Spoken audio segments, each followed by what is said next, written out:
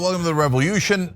So this is a show where we try to get folks to understand the problems in their government and try to fix it, and bring together the left, the right, the middle, everyone to tackle the issues as we see them. And one of the things that we decided that we were going to follow up on was the case of Mohammed Ibrahim. Who is he? He's a 16-year-old American kid that was in an Israeli prison, and he was charged with throwing rocks, and one of the rocks thrown by a group of people landed on the windshield of a car, and they said, so since he was in that group, meaning they don't really know if he's the one who threw the rock at all, he might have just looked at other people throwing rocks and that was good enough, he's going to prison. And he was put in some of the most notorious prisons, the Megiddo prison and the Offer prison, and then he got sick. We're going to tell you all about that. And we talked to his uncle before, Ziad Kadur, and what we were trying to do is put together a campaign to get him released. I mean, he's a US citizen. He should be in Florida enjoying Dairy Queen and his studies, and Israel wouldn't release him. So we did a pressure campaign trying to pressure Marco Rubio, among others, to make sure that this American kid was brought home and that we care about our own citizens. It's the bare minimum you could ask as an American, right? So we have an update for you guys on that, and we brought Ziad Kadur back. Welcome to the show, brother. Thank you for having us back. Yeah, no problem. So I hear you have a development. Yeah, a big one. Okay, so what happens, Ziad?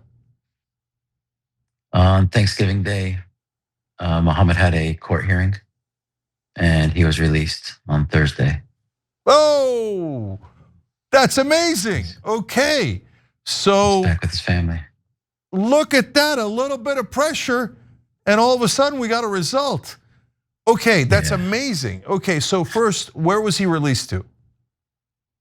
He was released to his father. His father was waiting outside of the Ofer prison. Okay, there was a bond that we had to post, and it was a guilty plea, and in exchange for a suspended sentencing. Interesting. All right, so we have video of his dad waiting for him. Let's show that to the folks at home.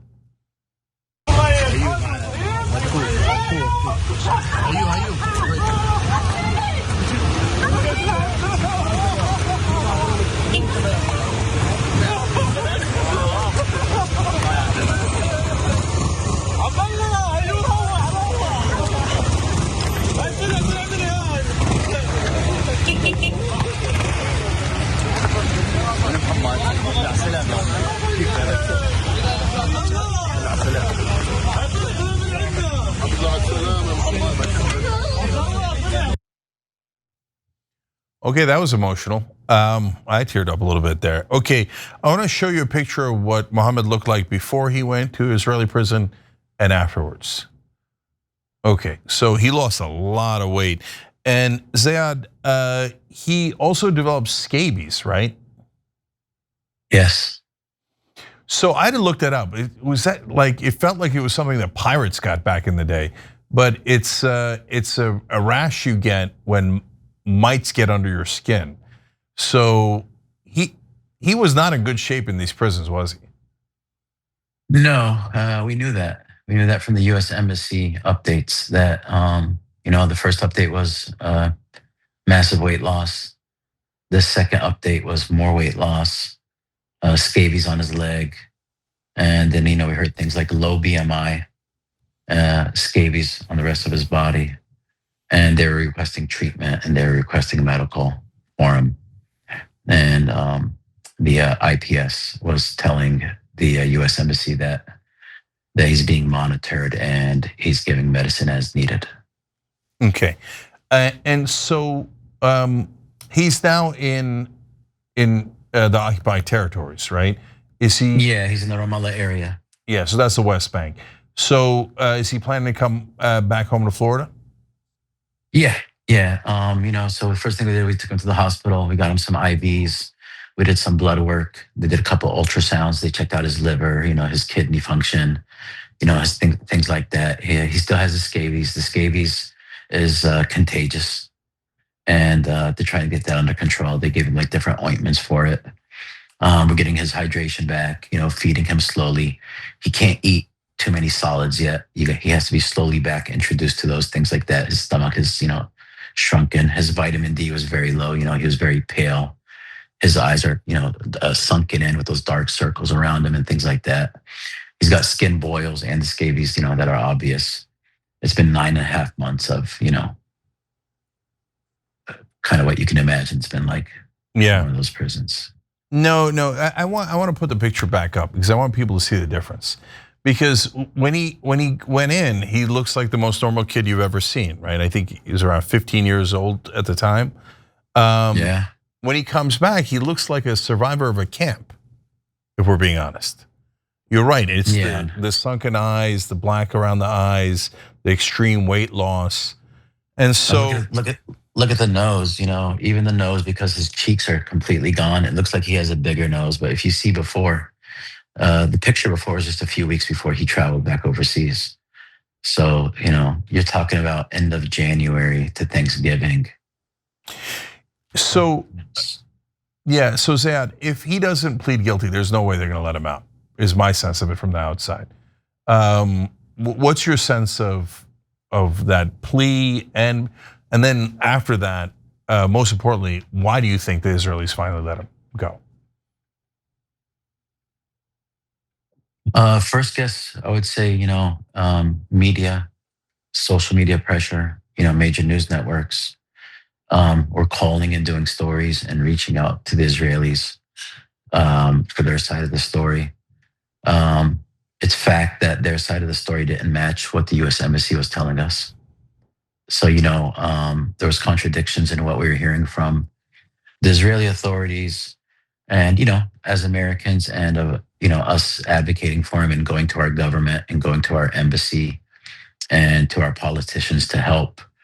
It's not really our place to believe what the Israelis were telling us. We'll believe what our government is telling us, the Americans.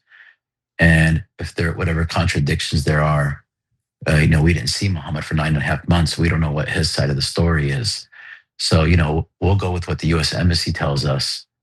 And, the two best friends can kind of figure out who's telling the other a lie.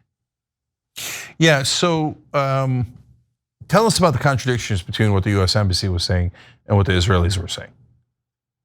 So the Israelis were telling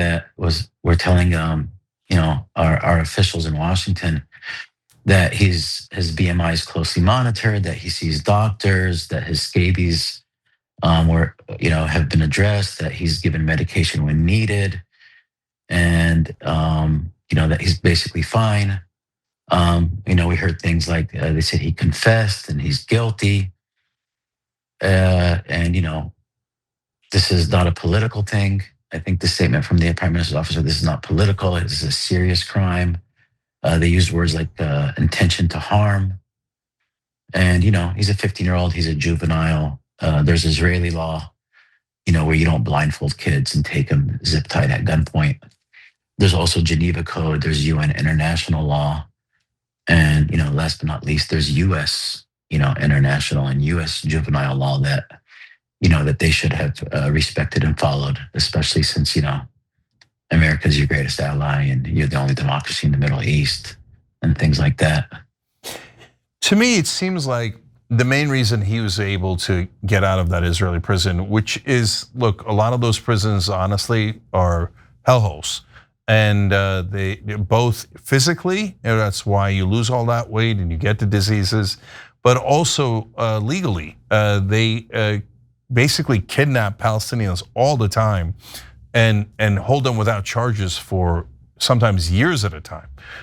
So there's not the same rule of law we expect here in America.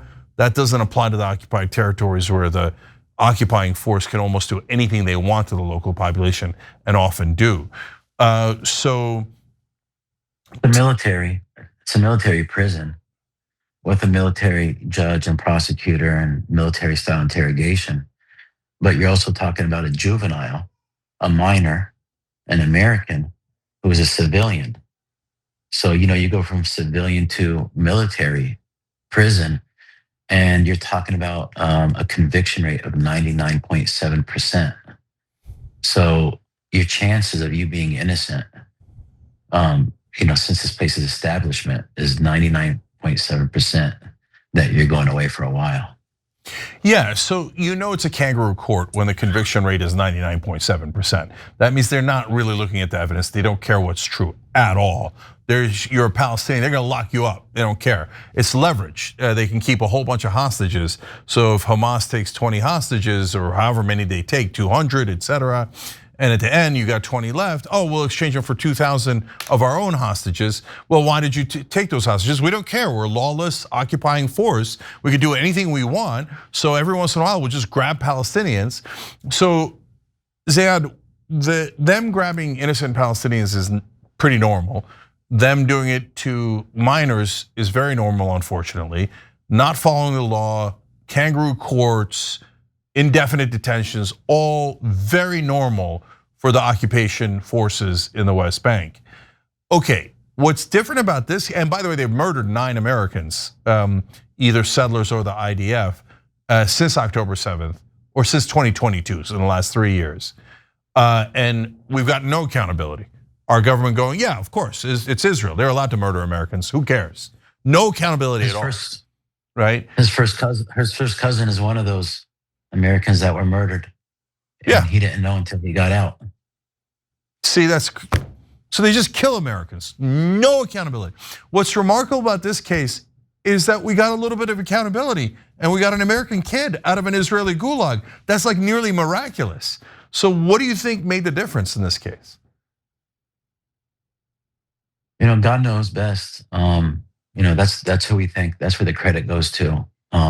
If anybody else wants to take credit for it, tell them to think twice. Don't pat yourself on the back for a minor or a juvenile to come out looking like that 9.5 months later. That's the part we're not happy about. We're thankful and happy he's home, and we can give him the attention and the love that he needs to get better and to get healthy. But he shouldn't have been there for 9.5 months. He shouldn't have been starved like that. He shouldn't look like that after leaving a prison. His family didn't work, didn't travel. They stayed there for 9.5 months without a job. They couldn't just get on a plane and come back to the States and leave the kid there. But more importantly, we had people in Congress out of, I think, the House and the Senate. It's like, what is it, 550 some, politicians, 27 of them signed a letter and stood up for Muhammad and asked for his urgent release. That's a shame in itself that only 27 were human enough to recognize that this kid needed help. International pressure, media, social media, lawyers, we did what we can. And, he's home along with the 3 other children that are arrested with him. So all 4 of them are out now. Yeah. Okay, thank God. Thank God.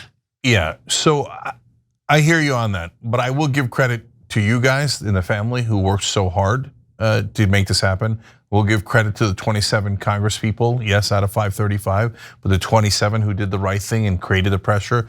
Give credit to everyone who helped in that campaign. You got an American kid out of jail where he didn't belong there.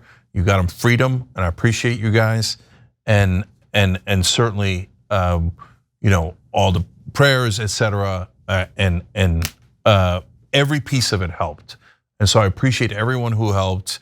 And I'm just thrilled that we got a great outcome here. It'd be great if Israel actually overall cared about American citizens, but we'll take this victory.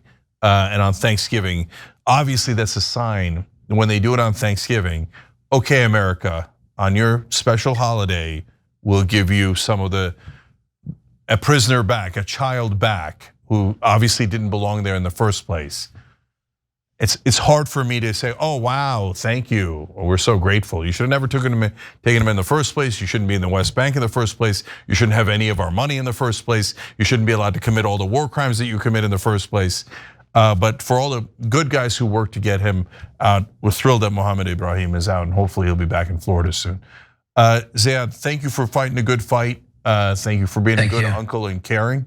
and we appreciate you coming on here and telling us the stories so that our audience and everybody else could help a little bit. Well, thank you for what you do and what you continue to do, and exposing the truth needs to be done. And people like you and other organizations, that was where we got the real help from. From the people who looked at Muhammad as a human. They didn't look at his first name. They didn't look at his DNA. So we want to recognize that and recognize everybody else that helped. Everybody who picked up a phone and called a representative, wrote a letter, did a call to action. An influencer on social media, true journalism like you guys, and we just and like I said, God first and everybody else behind that. Thank you guys. All right, thank you, brother. Ziad Kadour, his nephew is finally out, and hopefully we'll be back in the States soon. Thank you, brother.